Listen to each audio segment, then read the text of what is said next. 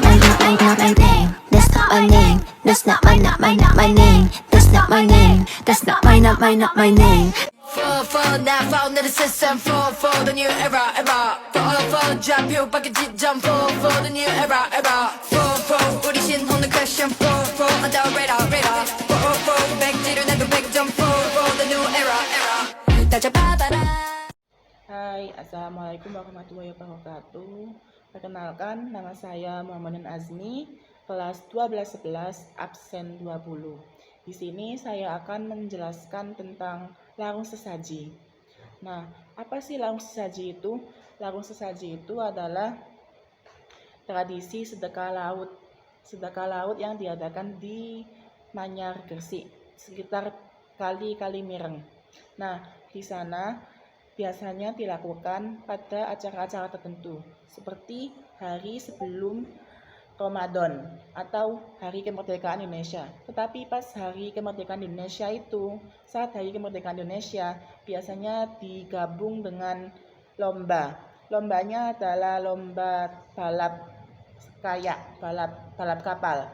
Nah, apa sih tujuan dari tradisi ini? Nah, tujuannya adalah untuk menolak balak. Karena dulu di desa Manyar itu, kalau hujan atau air pasang selalu meluap airnya, sehingga menyebabkan banjir. Dan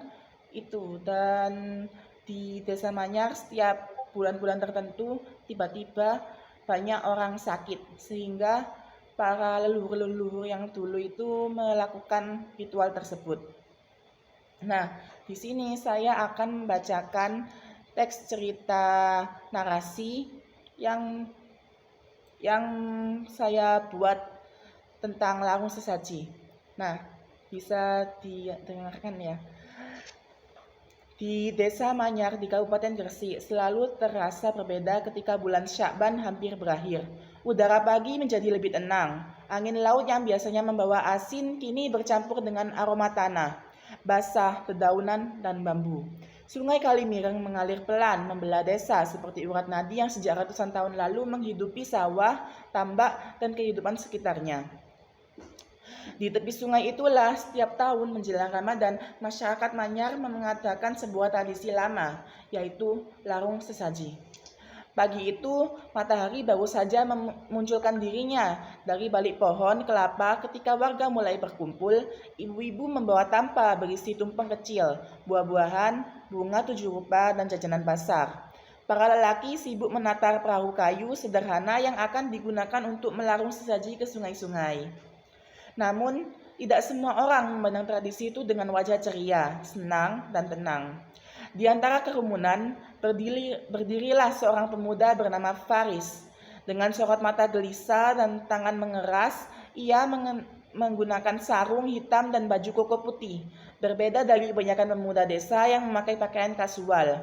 Sejak subuh, hatinya sudah terasa sesak.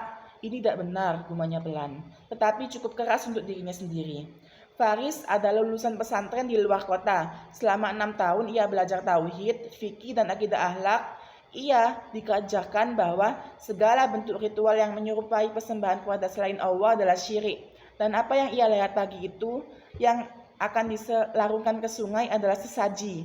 Menurut pemahamannya tidak bisa dibenarkan. Ia melangkah mendekati ayahnya, Pak Hasan, seorang tokoh masyarakat yang sejak muda terlibat dalam pelaksanaan tradisi tersebut. "Pak," kata Faris dengan nada tertekan, "kenapa kita masih melakukan ini?" Pak Hasan menoleh, wajahnya yang keriput tampak tenang. "Melakukan apa, Riz?" "Larung sesaji ini," jawab Faris, menunjukkan ke arah tampa yang berjejer. "Bukankah ini perbuatan syirik, seperti memberi persembahan kepada sungai?" Beberapa warga yang mendengar percakapan itu mulai melirik. Suasana kemudian menjadi sedikit canggung. Pak Hasan menarik napas panjang. "Nanti kita bicarakan lagi, jangan di sini." "Tapi Pak," sahut Faris. Kemudian Pak Hasan memotong jawaban Faris. "Faris, kamu pulang dulu ke rumah, tenangkan pikiranmu," dengan nada lembut dan tegas. Faris kemudian mengepalkan tangan. Ia ingin berteriak, ia ingin mengatakan bahwa ini salah, ingin menghentikan semuanya. Namun sebagai anak ia masih menahan diri dengan langkah berat ia berbalik meninggalkan sungai dan kembali ke rumah. Di rumah, Faris duduk termenung di beranda. Ingatannya melayang pada pengajian-pengajian di pesantren, pada kitab-kitab yang ia pelajari. Syirik adalah dosa terbesar, begitu kata ustadznya dulu. Segala sesuatu yang dimaksud sebagai persembahan selain kepada Allah harus dijauhi. Namun di desa ini, orang-orang yang ia kenal sejak kecil, rajin sholat, berpuasa, dan sedekah, melakukan sesuatu yang menurutnya bertentangan dengan akidah. Apa mereka tidak sadar, batinnya? Tapi lama-kelamaan, langkah kaki terdengar mendengar seorang lelaki tua bersorban putih berdiri di depan rumahnya. Kiai Munir, pengasuh langgar kecil di ujung desa. Assalamualaikum Faris.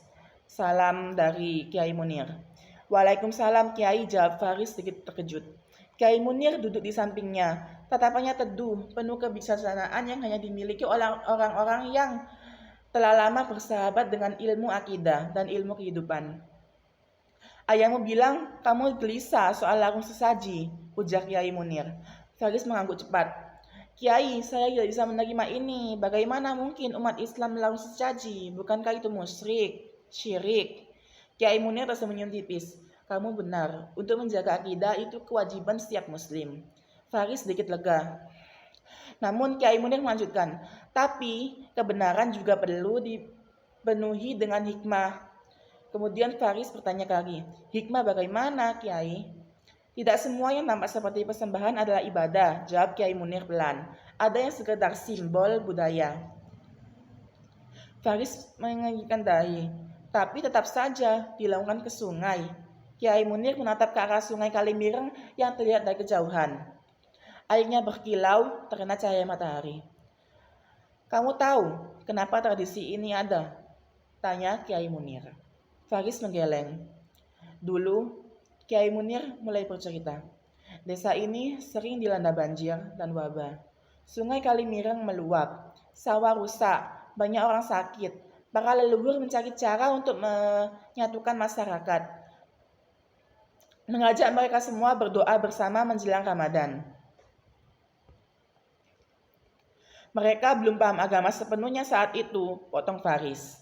Benar, jawab Kiai Munir tanpa tersinggung. Karena itu, seiring waktu, makanya berubah. Sekarang, sebelum sesaji dilarung, apa yang dilakukan oleh masyarakat desa ini?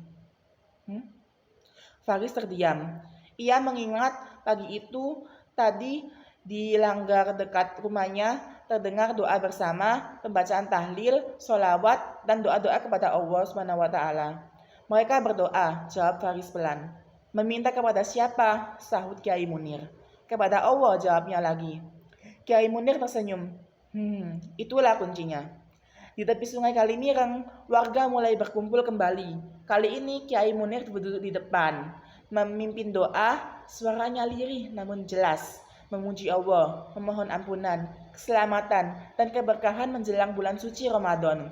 Faris berdiri di kejauhan, menyaksikan dengan perasaan campur aduk. Ketika doa selesai, sesaji kemudian perlahan dilarungkan, bukan dengan sorak-sorai, bukan dengan kegembiraan dan mantra, melainkan dalam diam dan kesadaran. Pak Hasan mendekati Faris. Riz, tidak ada yang kami sembah selain Allah. Pak Hasan mendekati Faris. Kemudian Faris duduk, termenung, dan menunduk. Dadanya terasa sesak, bukan karena marah, melainkan karena mulai memahami bahwa kebenaran tidak selalu hitam putih. Sungai Kalimireng mengalir tenang, membawa sesaji itu menjauh dari pandangan mata. Bukan sebagai persembahan pada sungai, melainkan sebagai simbol pelepasan ego, rasa syukur, dan kesiapan menyambut Ramadan dan hari-hari yang penting. Di hati Faris kemudian tumbuh pertanyaan baru. Bagaimana menjaga kemurnian akidah tanpa memutus akar budaya? Pertanyaan itu akan membawanya pada perjalanan batin yang lebih dalam. Terima kasih. Nah, sekian cerita narasi saya untuk narasi tentang kebudayaan atau keragaman yang ada di Gresik. Saya mohon maaf jika ada salah kata dan kurangnya. Terima kasih. Wassalamualaikum warahmatullahi wabarakatuh.